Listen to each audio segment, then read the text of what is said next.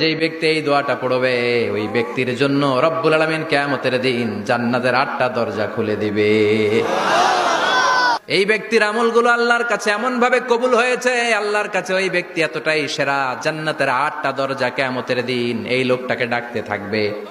প্রতিটা দরজা বলবে আপনি আমার দরজা দিয়ে ঢুকে জান্নাতে প্রবেশ করেন।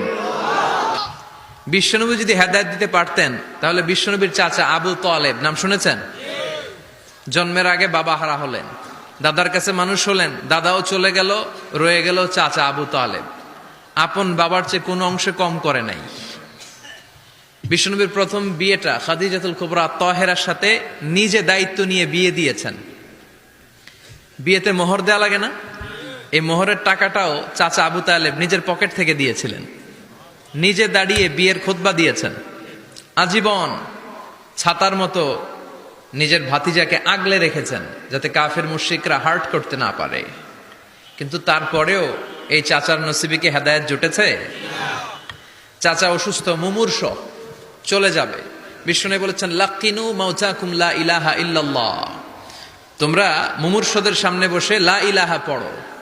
আবার বলেছেন ইকরাউ আলা মাউতাকুম সূরাত ইয়াসিন, মুমূর্ষদের সামনে সূরা ইয়াসিন পড়ো। তো বিষ্ণুনবী যে তালকিল দিলেন, চাচা আপনি পড়েন না লা ইলাহা ইল্লাল্লাহ মুহাম্মাদুর রাসূলুল্লাহ। ওই দিক দিয়ে আবু জাহেল, উতবা, সাইবা এরা বলে খবরদার, আজীবন যে ধর্মের উপর ছিল ওইটার উপরই থাকো, নতুন ধর্মে যায়ও না। বিশ্বনবী বলে পড়েন লা ইলাহা, আবু জাহেল বলে পড়ো না। অবশেষে চাচা আবু তালেব বলল আলা মিল্লাতি আব্দুল মুত্তালিব, আমি আমার বাবার ধর্ম আব্দুল মুত্তালিবের শিরকি ধর্মের উপর থেকেই শেষ নিঃশ্বাস ত্যাগ করলাম। নসিবে হেদায়েত জোটে? এই পৃথিবীতে অনেক বাবা ছিল নবী, নিজের কলিজার টুকরা ছেলের হেদায়েত দিতে পারে নাই। নূহ আলাইহিস সালাম আল্লাহর নবী না? ওনার ছেলে কানাআনের হেদায়েত হয় নাই, ঠিক কি না? বিশ্বনবী দোয়া করতেন আনা দাওয়াতু আবি ইব্রাহিম, আমি আমার বাবা ইব্রাহিমের দোয়ার ফসল। সাইয়েদনা ইব্রাহিম আলাইহিস সালাম ছিলেন সব নবীদেরও বাবা, কিন্তু উনার বাবার হেদায়েত হয় নাই। আল্লাহু আকবার। সাইয়েদনা লূত আলাইহিস সালাম আল্লাহর নবী, স্ত্রীর হেদায়েত হয় নাই। স্বামী নবী, স্ত্রীর হেদায়েত হয় নাই। আসিয়া গোটা বিশ্বের মুমিন নারীদের মডেল, কিন্তু আসিয়ার জামাই ফেরাউনের হেদায়েত হয়েছে?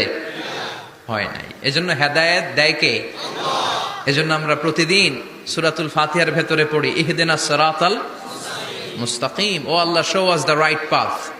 আমি যদি পথ ভুলে যাই আমাদের পথ দেখায় দিবে কে? আল্লাহ। মুমিনদের টার্গেট কি? আল্লাহ। আবার অন্য আয়াতে আল্লাহ বললেন ফামান যুহজিহা আনিন নারি ওয়া উদখিলাল জান্নাতা ফাকাদ ফাজ ওয়া মাল হায়াতুদ দুনিয়া ইল্লা মাতাউল গুরুর। জাহান্নাম থেকে যারা বের হওয়ার সার্টিফিকেট পেল, জাহান্নাম থেকে যারা মুক্তি পেল, আর জান্নাতে ঢোকার গ্যারান্টি যারা পেল, তারাই হলো আসল সফল। সুবহানাল্লাহ পড়েন। সবাই জান্নাতে ঢুকতে চাই তো ইনশাআল্লাহ? আল্লাহ বললেন ফারিকুন ফিল জান্নাহ ওয়া ফারিকুন ফিস সাঈর, সবাই কিন্তু জান্নাতে ঢুকবা না, কারণ জাহান্নামও আছে না নাই? ওইটাতেও কিছু ঢোকার দরকার আছে না নাই? কিন্তু আমরা ঢুকতে রাজি না। আজকে যারা আসছে আমরা সবাই কই ঢুকতে চাই? কথা কোন? জান্নাতে ঢুকতে চাই। তো জান্নাতে ঢোকার জন্য কিছু আমলের দরকার আছে না নাই? কোরআন মানার দরকার আছে না নাই? আল্লাহর দেয়া বিধানগুলো জীবনে, সমাজে, ফ্যামিলিতে বাস্তবায়নের দরকার আছে না নাই? আল্লাহর দেয়া সবগুলো বিধান মেনে আমরা যেন জান্নাতের অধিবাসী হতে পারি, আল্লাহ তৌফিক দাও। বিশ্বনবী ফরমান, বুখারীর বর্ণনা, ইন্নালিল জান্নাতি সামানিয়াতু আবওয়াব, জান্নাতের ভেতরে 8টা দরজা আছে। কয়টা? বিশ্বনবী একবার সাহাবাদেরকে নিয়ে ওয়াজ করছেন, বলছেন তোমাদের মধ্যে এমন একজন ব্যক্তি আছে, এই ব্যক্তির আমলগুলো আল্লাহর কাছে এমন ভাবে কবুল হয়েছে, আল্লাহর কাছে ওই ব্যক্তি এতটাই সেরা, জান্নাতের 8টা দরজা কিয়ামতের দিন এই লোকটাকে ডাকতে থাকবে। প্রতিটা দরজা বলবে আপনি আমার দরজা দিয়ে ঢুকে জান্নাতে প্রবেশ করেন। সাহাবারা বললেন ইয়া রাসূলুল্লাহ, কে সেই ব্যক্তি? বিশ্বনবী বললেন ওই ব্যক্তির নাম হলো আবু বকর। কিয়ামতের দিন সাইয়েদনা আবু বকরকে 8টা জান্নাতের দরজা থেকেই জান্নাতগুলো ডাকতে শুরু করবে, উদখুল মিন বাবি, উদখুল মিন বাবি, আমার দরজা দিয়ে ঢুকেন, আমারটা দিয়ে ঢুকেন।